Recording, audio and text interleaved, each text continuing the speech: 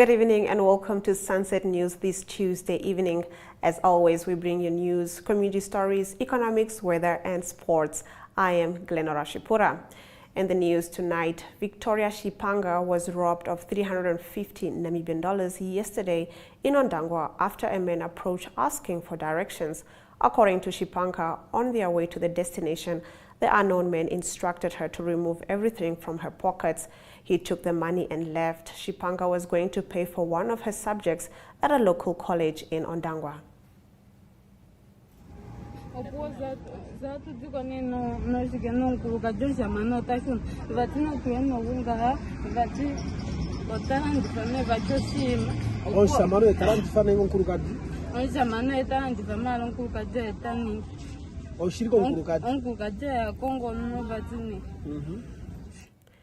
For the 2023-2024 financial year, an amount of $706 million Namibian has been allocated by the Namibian government for the NSA to undertake the 2023 population and housing census. We are sincerely grateful that our government has committed itself to fund this critical exercise, which is a major source of national data required for planning, decision-making, and monitoring of development goals at the lowest level possible there, added Statistician General Alex Shimwa-Feni. Namibia's census will for the first time be spatially enabled and digital.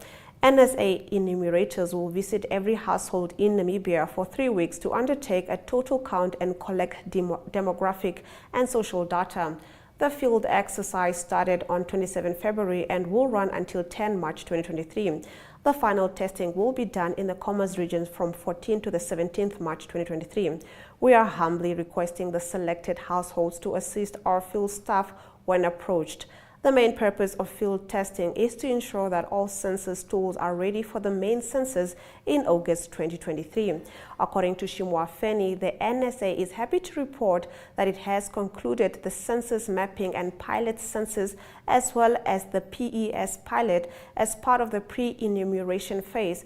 Currently, we are busy testing the data collection application as informed by the pilot census outcomes in the 7 regions: Zambezi, Erongo, Kunene, Ohangwena, Hardap, Kavango West, and Omusati. The census is conducted every 10 years and is essentially a process of collecting, processing, analyzing, publishing, and disseminating demographic, socioeconomic, and spatial data of the population during a specific period of time.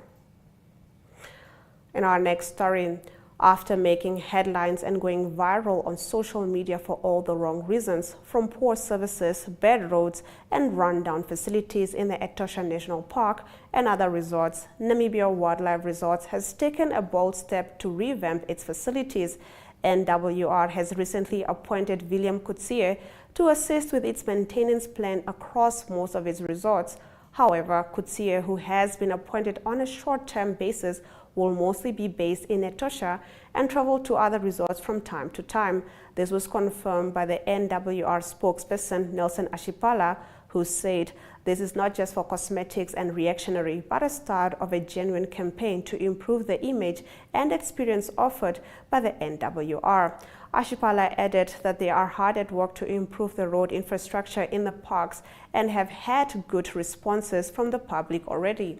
Kutsie, who is well respected in the maintenance sector, has been in the industry for decades, and NWR is confident that his appointment will help not only address their challenges, but also help them establish problem areas. Kutsie is responsible for ensuring that all maintenance and repair activities are carried out in a timely and efficient manner. This includes inspecting buildings, grounds, and facilities to identify and maintenance needs, and then creating and implementing a plan to address them. His role also manages a team of maintenance personnel and oversees the ordering and tracking of supplies, said Ashipala. He added that Kutsie's work will not be limited to maintenance, but will also involve skills transfer, and is expected of him to work closely with NWR staff on the ground to ensure that they understand the work that needs to be done at the resort level.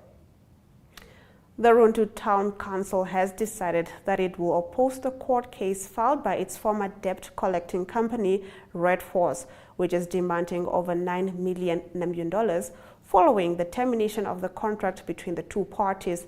This was confirmed by Rundu CEO Olavi Nathaniel, who yesterday told Namibian Sun that the council has instructed the government attorneys to defend them against Red Force, who feels entitled to over 9 million Namibian dollars.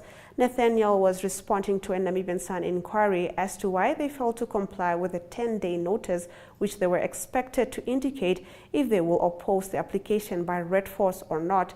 Red Force filed the application on 14th February. We have sent a letter to the government attorney with instructions to defend us, Nathaniel responded. Furthermore, take note that the days accorded to us by the High Court is 21 days and not 10 days.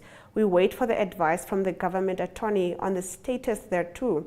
According to papers filed in the Windhoek High Court, Red Force said it lost an expected income estimated at 9.2 million Namibian dollars due to the termination of the contract last month, 10 months before the agreement was supposed to come to an end.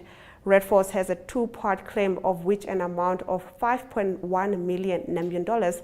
The revenue the company said it could have made from the collecting debt if the contract ended in December. The second claim, 4.1 million Namibian dollars, is what Red Force said it could have made from collecting data. As a result of the repudiation of the agreement by the defendant, Rundu Town Council, the plaintiff, Red Force, has lost income for the period 1 March 2023 to 31 December 2023, court papers reads. The town councils of Oshakati and Tsumeb have renewed their partnership through a signed agreement to cooperate in areas of economics, politics, environment, education, and cultural exchange. The two towns' mayors are looking at the possibility of having special cultural festivals to share and exchange their different cultures. The first twinning agreement started in 2008 and was facilitated by Oshakati former mayor Katrina Shimbulu and Angel Nawatisep of Tsumeb. Oshakati Mayor Leonard Hango said as travelers pass through Tsumeb on their journeys to and from the south to Oshakati, the agreement will continue to create harmony between the two towns and advance the development of the two local authorities. Hango said as leaders they are fully aware of the needs of the communities they serve. We know the challenges as well as the opportunities which exist in our local authorities and how we can hold hands to address them. Hence, it is critical for us to develop various cooperation programs to speed up processes, he said. Tsumeb Mayor Matthews Hangola said all towns experience the challenges brought about by the COVID-19 pandemic, which has caused a significant increase in inflation on commodities. Hangola said the renewal of the agreement will allow them to share knowledge and skills pertaining to seeking amicable ways to assist those affected by these challenges. Our local authorities can benefit from cooperation in human resources and capacity building in the form of staff and councillors exchanges and training in areas of mutual interest, local economic development and tourism promotion, he said.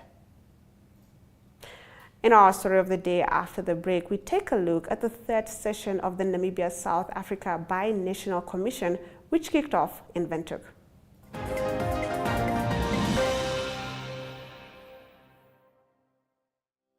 Kaap vol hoop vertel stories van die Kaap en sy mense en uit die stories en ervarings deel ons mooi en unieke plekke om te sien en te ervaar. Kaap vol hoop gaan waar die Kaapenaars gaan en gaan kuier waar die Kaapenaars kuier. Van die strande tot die wynlande en die sportvelde tot die restaurante. Ons kuier dalk sommer ook in iemand se kombuis vir daai familieresep van ouma. Ons eet die Kaapse tradisionele kosse en drink van sy beste wyne. Kaap vol hoop gesels met die gewone Kaapenaar en soms ook met die meer bekendes, maar week vir week vertel ons elkeen sy eie unieke storie op sy unieke manier.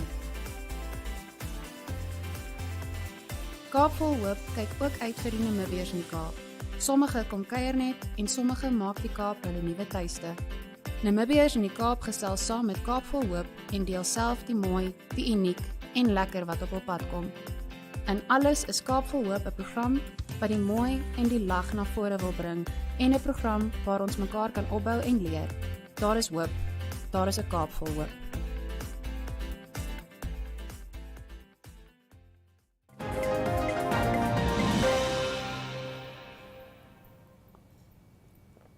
Let's take a look at our story of the day. The third session of the Namibia-South Africa Binational Commission has kicked off in Windhoek, where senior officials from both countries meet until Thursday to lay the groundwork for future ministerial and then presidential meetings. The government-to-government cooperation initiative will tackle a host of issues, from diplomatic and legal, economic and social, to defense and security cooperation. Bilaterally, the two countries have signed over 90 bilateral agreements and memoranda of understandings, the highest number that Namibia has signed with any bilateral partner in the world. The third session of the Namibia-South Africa Binational Commission has kicked off in Windhoek at the Safari Hotel this morning, where senior officials from both countries meet until Thursday to lay the groundwork for future ministerial and then presidential meetings. The government-to-government cooperation initiative was elevated to presidential level in 2012 and has had two sessions, with the last in 2016, according to Ambassador Penda Nanda, International Cooperation's Executive Director for Namibia. He opened the session along with South Africa's Acting Deputy Director General of the Africa Branch from the Department of International Relations and Cooperation, Selani Mukwenya. Free and fair elections in Western Sahara. Similarly, the state of Palestine deserves to coexist with the state of Israel in line with the UN resolutions. We will continue to provide systematic diplomatic support at multilateral, regional and bilateral levels, acting both as a catalyst and amplifier for the Palestinian cause. In conclusion, co-chair and colleagues, ladies and gentlemen, DGs, executive directors, high commissioners, I look forward to a very frank and fruitful deliberation, because as friends, we pride ourselves on being open and honest with one another. I thank you.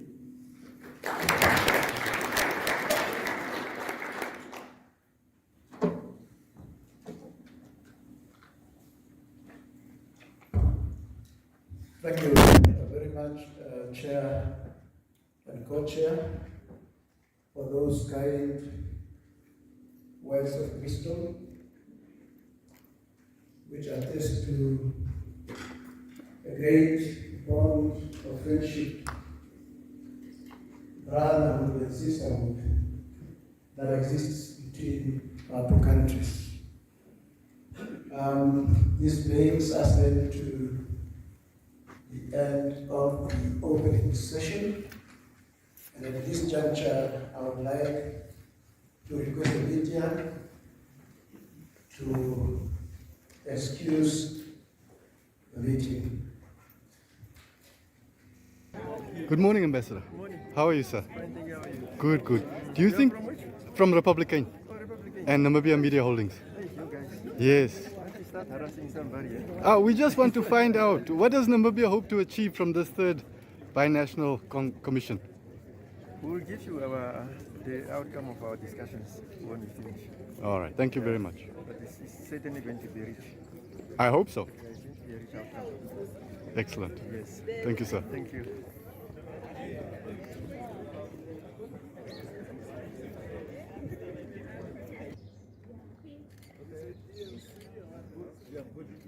Yo, it's hot.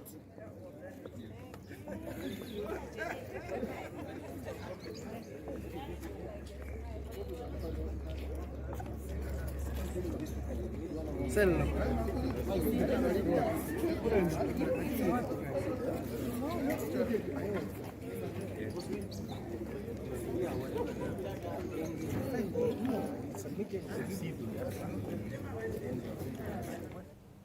In economic news after the break, we take a look at Nedbank Namibia delivering strong headline earnings growth.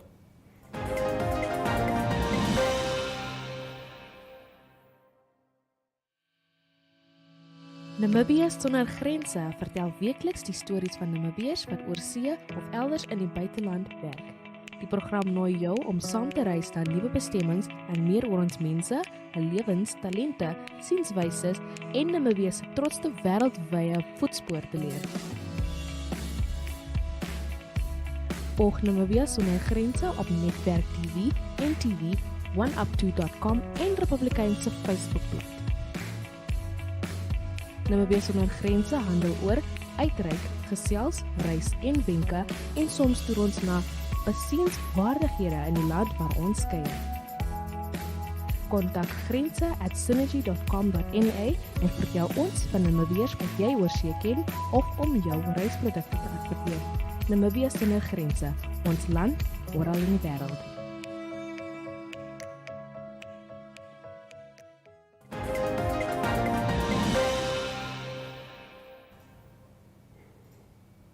Let's get into our economic news. Nedbank Namibia delivered strong headline earning growth of 35% for the financial year ended 31 December 2022, driven by increased interest rates as well as growth in the group's non-interest income combined with good cost management. Nedbank Namibia also had good outcomes from forex and equity trading.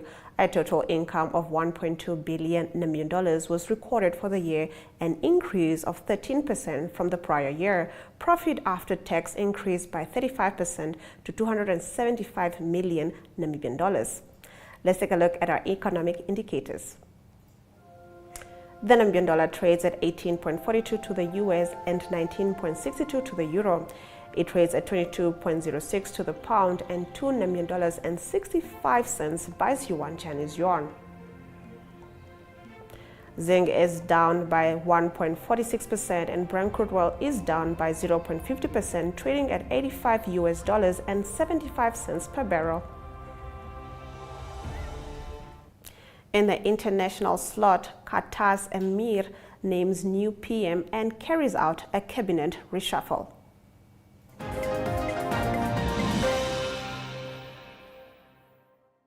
Sport Wrap is a daily show focusing on all sport news and current affairs.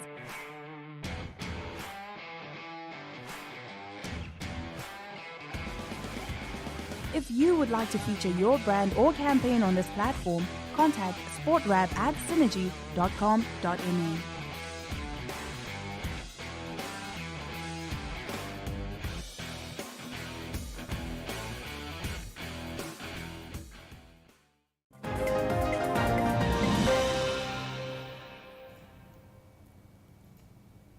Let's take a look at our international news.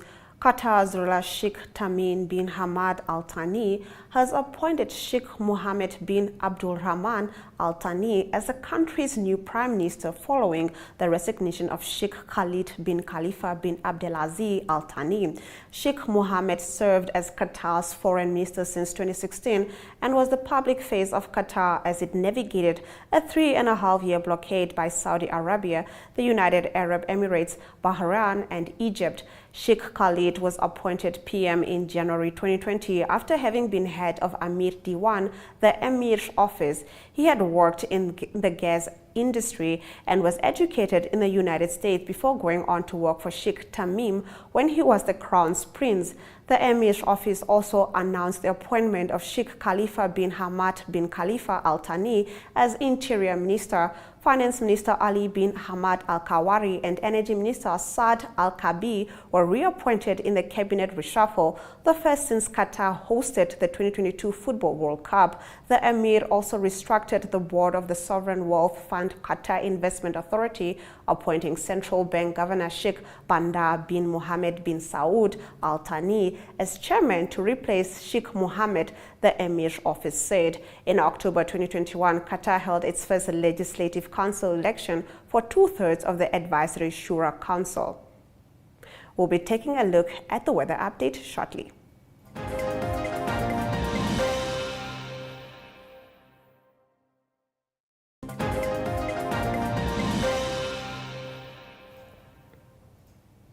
Let's take a look at the weather predictions.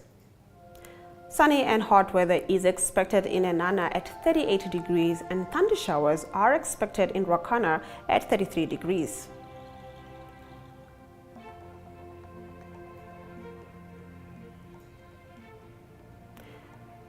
Partly sunny weather is expected along the coast with a high of 22 degrees in Walvis Bay and 20 degrees in Henties Bay.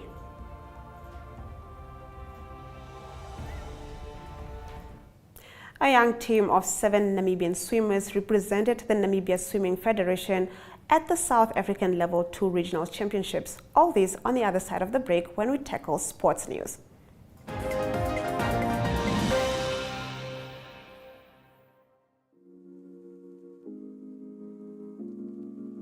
Chill Sessions is an entertainment show that brings you the latest hit, fashion, and entertainment news. If you would like to feature your brand or campaign on this platform, contact chill@synergy.com.na. Chill Sessions, bringing art and entertainment to the people.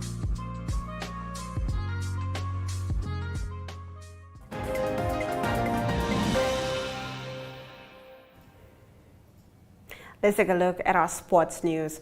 A young team of 7 Namibian swimmers represented the Namibia Swimming Federation at the South African Level 2 Regional Championships in Pretoria last weekend. All 7 of the Namibians reached the finals of their respective events, while the group also brought back 18 medals from the championships, including 5 gold, 6 silver, and 7 bronze. The triumphant swimmers returned home on Monday and will now begin their preparations for the Bank Windhoek Aquapenthalon, which will be held at the Olympia swimming pool on March 18th. The boys' team at Windhoek Gymnasium and the girls' team at St. Paul's showed good early season form last weekend when they won the inaugural Windhoek hockey tournament held at Windhoek High School. In the Under-19 boys division, Windhoek Gymnasium finished on 15 points, one ahead of Windhoek High School. The final match between these two ended with no goals before Gymnasium took the win in a shootout. Former Namibia cricket coach Doug Watson has been appointed as interim head coach of Scotland. Watson, who coached the Namibian Eagles from October 2012 to 2015, will accompany the Scottish side to the 2023 Cricket World Cup qualifier in Zimbabwe in June. The South African national also currently serves as head coach of the Auckland Aces in New Zealand. The highlights follow shortly.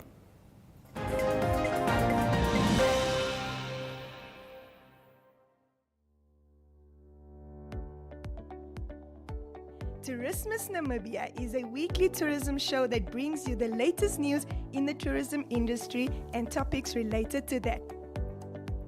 If you would like to feature your brand or campaign on this platform, contact tourismus@synergy.com.na for news and advertising related queries.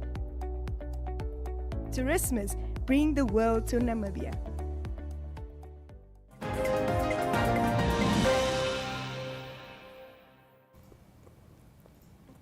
Let's get into the news highlights. For the 2023-2024 financial year, an amount of $706 million has been allocated by the Namibian government for the NSA to undertake the 2023 population and housing census. The Runtu Town Council has decided that it will oppose the court case filed by its former debt collecting company, Red Force, which is demanding over $9 million following the termination of the contract between the two parties. Former Namibia cricket coach Doug Watson has been appointed as interim head coach of Scotland. Watson, who coached the Namibian Eagles from October 2012 to 2015, will accompany the Scottish side to the 2023 Cricket World Cup qualifier. And with that, we've come to the end of the broadcast. Make sure you join Sunset News on Facebook, on all the Animate platforms on weekdays, as well as on our website, oneuptwo.com. Sunset News screens on Dstv channel 285 and Gotv channel 94 every weekday from 7:30 p.m. to 8 p.m. I am Glenn Rashipura, and this has been Sunset News. Don't end your day without us.